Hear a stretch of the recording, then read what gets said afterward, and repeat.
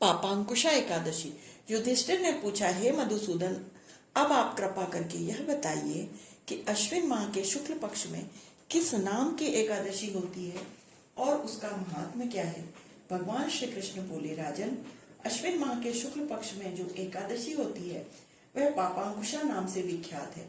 वह सब पापों को हरने वाली, स्वर्ग और मोक्ष प्रदान करने वाली, शरीर को निरोग बनाने वाली तथा सुंदर स्त्री, धन तथा मित्र देने वाली है। यदि अन्य कार्य के प्रसंग से भी मनुष्य इस एकमात्र एकादशी का उपवास कर ले तो उसे कभी यम यातना नहीं प्राप्त होती। राजन, एकादशी के दिन उपवास और रात्रि में जागरण करने वाले मनुष्य अनायासी दिव्य रूपधारी, चतुर्भुज, गरुड़ की ध्वजा से युक्त, हार से सुशोभित और पीतांबरधारी होकर भगवान विष्णु के धाम को जाते हैं। राजेंद्र, ऐसे पुरुष मातृ पक्ष की 10, पितृ पक्ष की 10 तथा पत्नी के पक्ष की 10 पीढ़ियों का उद्धार कर देते हैं। उस दिन संपूर्ण मनोरथों की प्राप्ति के लिए मुझ वासुदेव का पूजन करना चाहिए। जितेंद्रिय मुनि चिरकाल तक कठोर तपस्या करके जिस फल को प्राप्त करता है वह फल उस दिन भगवान गरुड़ध्वज को प्रणाम करने मात्र से ही प्राप्त हो जाता है।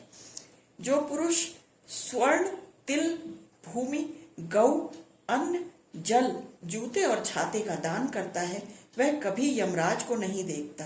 हे नृपश्रेष्ठ, दरिद्र पुरुष को भी चाहिए कि वह स्नान, जप, ध्यान आदि करने के पश्चात यथाशक्ति होम, यज्ञ तथा दान आदि करके अपने प्रत्येक दिन को सफल बनाए। जो होम, स्नान, जप, ध्यान और यज्ञ आदि पुण्य कर्म करने वाले हैं उन्हें भयंकर यम यातना कभी नहीं देखने को प्राप्त होती।